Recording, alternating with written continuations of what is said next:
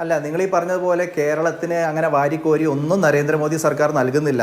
ഇപ്പോൾ കേന്ദ്രാവിഷ്കൃത പദ്ധതികൾ എന്നൊക്കെ പറഞ്ഞ് പറയപ്പെടുന്ന പദ്ധതികളിൽ പോലും യഥാർത്ഥത്തിൽ എത്രയാണ് കേരളത്തിന് വിഹിതം അനുവദിക്കുന്നത് എന്ന് ചോദിച്ചാൽ വളരെ കൗതുകരമായിട്ട് നമ്മൾ മൂക്കത്ത് വിരൽ വെച്ച് പോകും. ഇപ്പോൾ പ്രധാനമന്ത്രി ആവാസ് യോജന PMAY എന്ന് പറയുന്ന വീടുണ്ടാക്കുന്ന പദ്ധതിയുണ്ട്. ഞാൻ മനസ്സിലാക്കുന്നത് അതിന് കേന്ദ്ര സർക്കാർ നൽകുന്ന തുക വെറും 72,000 രൂപയാണ് ഒരു വീടിന്. 72,000 ആണോ 90,000 ആണോ എന്ന് എനിക്കൊന്ന് കറക്റ്റ് ചെയ്യേണ്ടതായിട്ടുണ്ട്. അത്രയും നാമമാത്രമായിട്ടുള്ള തുകയാണ് ഒരു വീട് വയ്ക്കാൻ വേണ്ടി നൽകുന്നത്. പേര് പ്രധാനമന്ത്രി ആവാസ് യോജന എന്നാണ്. പ്രധാനമന്ത്രി നേരിട്ട് ഒരു വീട് മുഴുവൻ കൊടുക്കുന്നു എന്നുള്ളതാണ് ആളുകൾ തെറ്റിദ്ധരിച്ച് വെച്ചിരിക്കുന്നത്. പക്ഷേ തുക ഇത്രയാണ്.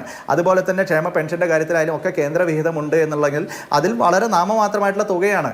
അപ്പോൾ കേന്ദ്രം അങ്ങനെ കേരളത്തിന് അല്ലെങ്കിൽ ഇന്ത്യയിലെ സാധാരണക്കാരായിട്ടുള്ള ജനങ്ങൾക്ക്, അത് എല്ലാ സംസ്ഥാനങ്ങളും ഇതേ മാനദണ്ഡം തന്നെയാണ്, അങ്ങനെ കേന്ദ്രാവിഷ്കൃത പദ്ധതികളിലൂടെ പ്രത്യേകമായിട്ട് കൂടുതലായിട്ടൊന്നും നൽകുന്നില്ല. ആകെ നടക്കുന്നത് ഈ ടോൾ പിരിവുള്ള വലിയ ഹൈവേ നിർമ്മാണങ്ങളാണ്. അപ്പോൾ അതിൽ തന്നെ ടോൾ പിരിക്കുന്നു, കടമെടുക്കുന്നു, അതിൻ്റെ അടിസ്ഥാനത്തിൽ റോഡുകൾ ഉണ്ടാക്കുന്നു. അതൊരു ഇൻവെസ്റ്റ്മെൻറ്റ് എന്നുള്ള നിലയിൽ തീർച്ചയായിട്ടും സ്വാഗതം ചെയ്യപ്പെടേണ്ടത് തന്നെയാണ്, നമ്മളതിനെ എതിർക്കുന്നില്ല. പക്ഷേ എന്നാൽ പോലും അത് മാത്രമാണ് ഈ ജനങ്ങൾക്ക് മുമ്പിൽ വിസിബിളായിട്ട് കാണിക്കാനുള്ളത് എന്നുള്ളത് തന്നെയാണ് യാഥാർത്ഥ്യം. അതുകൊണ്ട് തന്നെ കോൺഗ്രസ് ഈ തെരഞ്ഞെടുപ്പിൽ ദേശീയ രാഷ്ട്രീയത്തിൽ ഞങ്ങളുടെ കൃത്യമായിട്ടുള്ള ഒരു ആൾട്ടർനേറ്റീവ് വിഷനാണ് മുന്നോട്ട് വയ്ക്കുന്നത്. ഈ കഴിഞ്ഞ ദിവസം മണിപ്പൂരിൽ നിന്ന് ശ്രീ രാഹുൽ ഗാന്ധിയുടെ നേതൃത്വത്തിൽ ആരംഭിച്ചിരിക്കുന്ന ഭാരത് ജോഡോ ന്യായ് യാത്ര, അതിൽ ആ ന്യായ് എന്ന് പറയുന്ന ആശയത്തിന് വലിയ പ്രാധാന്യമുണ്ട് എന്ന് തന്നെയാണ് ഞങ്ങൾ കരുതുന്നത്. ആ ആശയമാണ് ഞങ്ങൾ ഈ തെരഞ്ഞെടുപ്പിൽ ജനങ്ങൾക്ക് മുമ്പിൽ വെക്കാൻ ആഗ്രഹിക്കുന്നത്. ഞാൻ വളരെ വിശദാംശങ്ങളിൽ കടക്കുന്നില്ലെങ്കിലും അതിനെക്കുറിച്ച് പറയണമെന്നുള്ളത് എൻ്റെ ഉത്തരവാദിത്തമായിട്ട് ഞാൻ കരുതുകയാണ്. കാരണം ഇന്ത്യൻ ഭരണഘടന മുന്നോട്ട് വയ്ക്കുന്ന ഒരു ആശയമാണ് ന്യായ് അല്ലെങ്കിൽ ജസ്റ്റിസ് അല്ലെങ്കിൽ നീതി എന്ന് പറയുന്ന ആശയം. അതിലെ സോഷ്യൽ ജസ്റ്റിസ് ആയാലും ഇക്കണോമിക് ജസ്റ്റിസ് ആയാലും പൊളിറ്റിക്കൽ ജസ്റ്റിസ് ആയാലും ഇന്ന് നരേന്ദ്രമോദി ഭരണകൂടത്തിന് കീഴിൽ അട്ടിമറിക്കപ്പെട്ടുകൊണ്ടിരിക്കുന്നു. ഇക്കണോമിക് ജസ്റ്റിസിനെ കുറിച്ച് പറയുകയാണെങ്കിൽ വലിയ രീതിയിലുള്ള സാമ്പത്തിക അസമത്വത്തിലേക്ക് രാജ്യം പോകുന്നു. വലിയ വലിയ സഹസ്രകോടീശ്വരന്മാർ ഒരു ഭാഗത്തുണ്ടാകുമ്പോൾ മറുഭാഗത്ത് സാധാരണക്കാരുടെ ജീവിത നിലവാരം കുറയുന്നു എന്നുള്ള ഒരു യാഥാർത്ഥ്യം നമ്മുടെ മുമ്പിലുണ്ട്.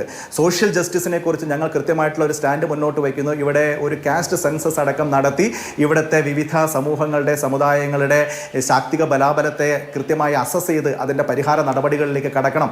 കേന്ദ്ര ഗവൺമെൻറ് അതിനെക്കുറിച്ച് പോസിറ്റീവായിട്ട് പ്രതികരിക്കുന്നില്ല.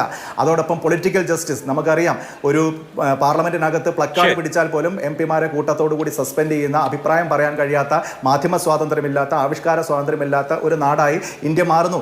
അപ്പോൾ ന്യായ് എന്ന് പറയുന്ന ആശയത്തെ മുൻനിർത്തിക്കൊണ്ട് നമ്മൾ ആഗ്രഹിക്കുന്ന തരത്തിലുള്ള ഇന്ത്യയെ തിരിച്ചുപിടിക്കാൻ വേണ്ടിയിട്ടുള്ള ഒരു വലിയ പോരാട്ടമായിട്ടാണ് ഈ തെരഞ്ഞെടുപ്പിനെ ഞങ്ങൾ നോക്കിക്കാണുന്നത്. അതുകൊണ്ട് തന്നെ നരേന്ദ്രമോദിയുടെ ഈ വികസന ഗിമ്മിക്ക് അത് യാഥാർത്ഥ്യബോധത്തിൽ അടിസ്ഥാനമായിട്ടുള്ളതല്ല എന്നുള്ള വസ്തുത ജനങ്ങൾക്ക് മുമ്പിൽ വിശദീകരിക്കാൻ കഴിയുമെന്നുള്ള 100% ആത്മവിശ്വാസത്തോടു കൂടിയാണ് ഞങ്ങൾ മുന്നോട്ട് പോകുന്നത്.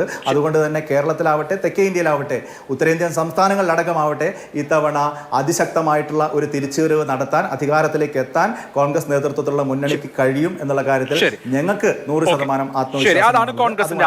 ഞങ്ങൾ മുന്നോട്ട്